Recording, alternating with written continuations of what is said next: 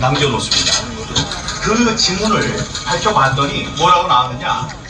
Follow the party. Follow the party. 라고 나왔어요. 이거는 당을 따르라. 여러분, 뭐 당을 따르라는 게 있을 수 있지라고 생각하시겠지만 중국 공산당의 구호가 뭔지를 여러분 한번 보십시오. 영원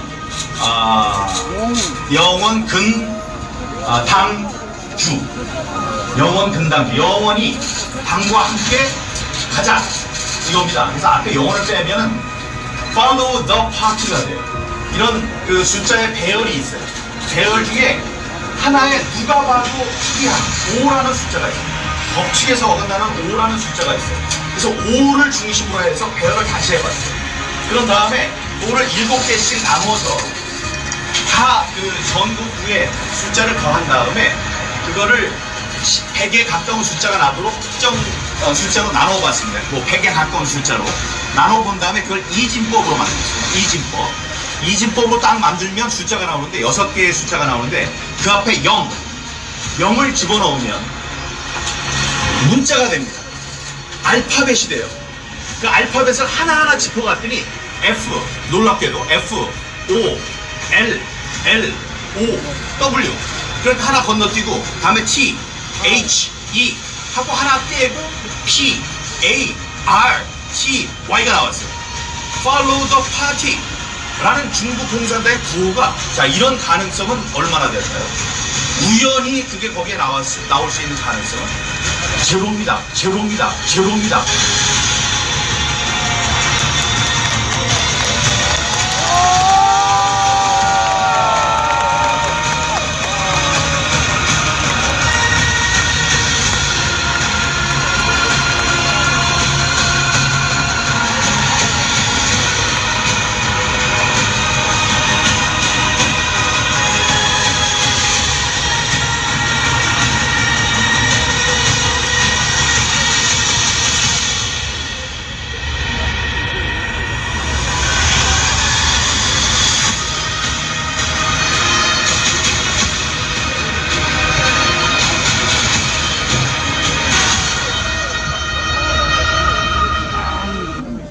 예, 영상은 잘 보셨죠? 네. 예,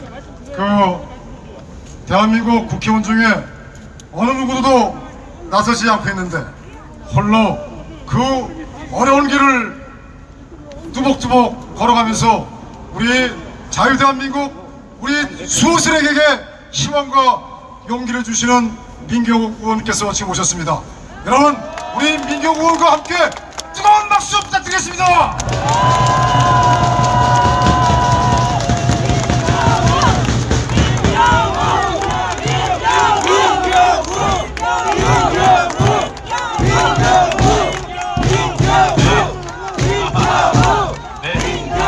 반갑고 고맙습니다. 예, 여러분 반갑고 고맙습니다.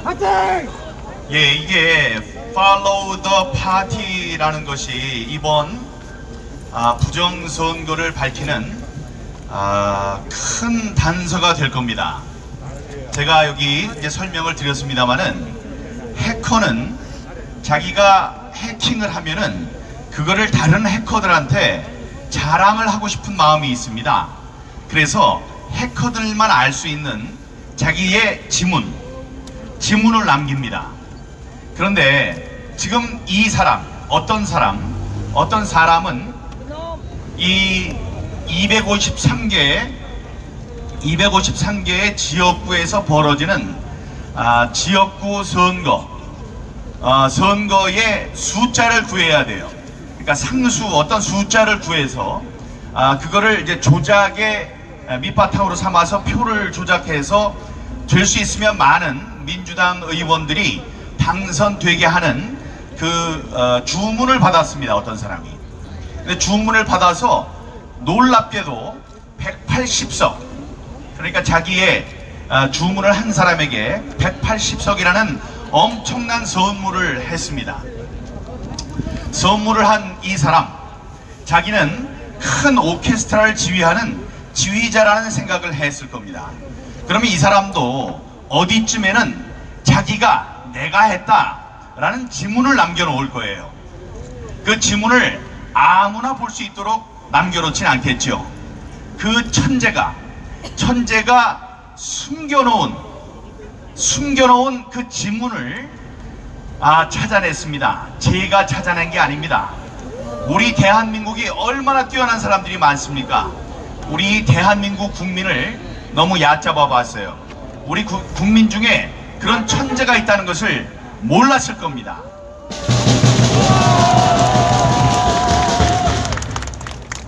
그 천재가 찾아낸 글은 Follow the Party, 당을 따라가자. 영원히 당을 따르겠다. 앞에 영원이라는 게 있지만 영원은 빼고 그냥 당을 따르자. Follow the Party, 영역이죠. 그 세 단어를 숨겨놨어요. 그 숨겨놓은 걸 어떻게 숨겨놓냐를 여러분께 아무리 제가 설명을 드려도 제가 수학자가 아니기 때문에 저에 대한 믿음도 없으세요. 다음에 또 전문적으로 얘기를 하면은 또 여러분이 못 알아들으실 수 있습니다. 분명한 건 어떤 배열입니다. 배열.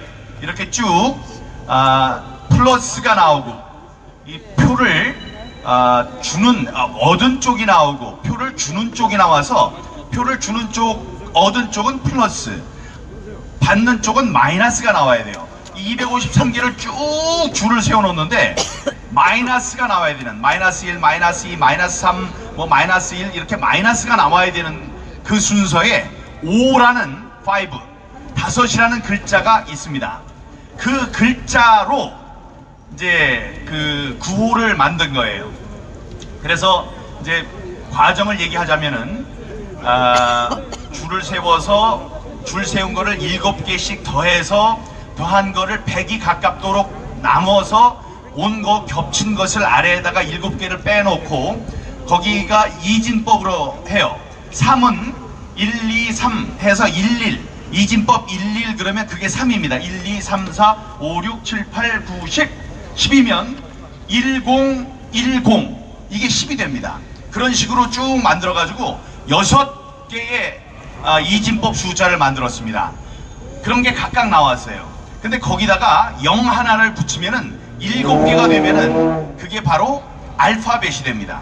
그 알파벳을 하나하나 찾는데 follow, F-O-L-L-O-W T-H-E-P-A-R-T-Y가 나오는 걸 보고 그 사람이 소름이 돋았다고 합니다.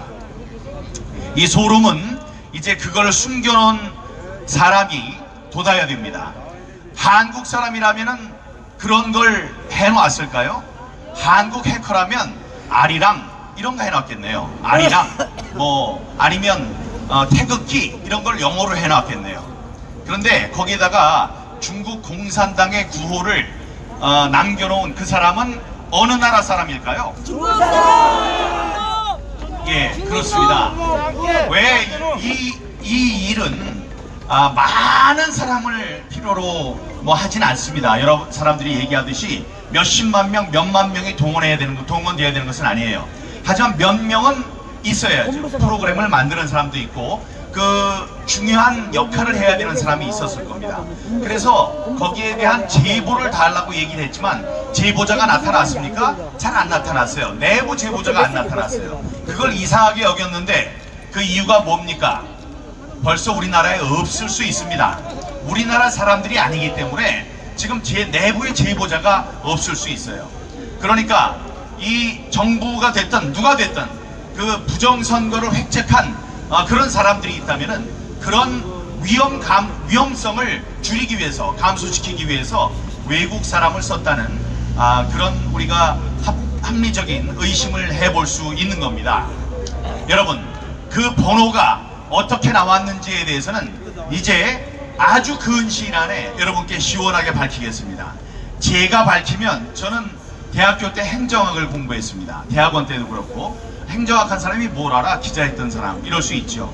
다음에 그 천재가 나와서 설명을 한다면 아이고 이거 자기가 자기 얘기하네 이렇게 사람들이 생각하지 않겠습니까? 그래서 제3자를 만나서 이 설명하는 데 달란트를 받은 이런 것을 설명을 잘하는 분과 서울 모처에서 이 끝난 다음에 만나겠습니다. 만나서 그 식을 다 설명을 하고 3명이서 가장 효과적인 방법으로 그 내용을 여러분께 알려드리는 방법을 우리가 고안을 해내겠습니다. 여러분, 며칠 전에 북한에서 갑자기 저 민경욱을 욕한 거 기억하십니까? 네. 아니, 저는 굉장히 뜬금없다고 생각했습니다. 아니, 북한이 왜 갑자기 거기서 튀어나오죠? 북한이 뭐라고 그러냐면은, 아니, 선거에서 친 놈이 별 일을 다 한다고. 아니, 선거에서 친 사람이 저밖에 없어요? 얼마나 많은데. 왜 그 저를 딱 잡아가지고 뭐 입심이 좋은 놈이 뭘 어떻게 한다 이러면서 북한에서 김정은이 제 욕을 합니까? 그런데 이제 알게 됐어요. 예, 중국도 얽혀있고 이게 얽혀있는 거예요. 얽혀있으니까 드러나는 게 두려운 겁니다. 그러니까 영광스럽게도 저를 이렇게 찍어서 얘기를 했어요. 지난번에 제가 6장의 투표용지 흔든 거 아시죠? 네. 그랬더니 사람들이 뭐라 그랬어요? 야, 저거 아무 종이나 가져나와서 저런다. 저게 가짜인지 어떻게 알고 우리가 그걸 믿느냐 이렇게 얘기를 했습니다. 그 다음날 무슨 일이 벌어졌습니까? 선관위, 구리선관위에서 저거 우리가 잃어버린 게 맞네 이렇게 얘기를 했습니다. 그걸 갖고 사람들이 별별 얘기를 다 하지만 제 귀에 들어온 건 이거예요. 그 선관위가 제가 흔든 투표용지가 진짜였다는 것을 증명해줬다. 그래서 정품 인증을 해줬다. 예, 민경욱이 거짓말하지 않습니다. 거짓말하는 게 아니에요. 자, 그리고 제가 부정선거에 대해서 막 얘기를 하니까 시키지도 않은 김정은이 나서서, 북한이 나서서 민경욱 저런 놈 나쁜 놈이다 이렇게 얘기를 합니다. 그건 뭐예요? 부정선거가 사실이었다는 정품 인증입니다, 여러분.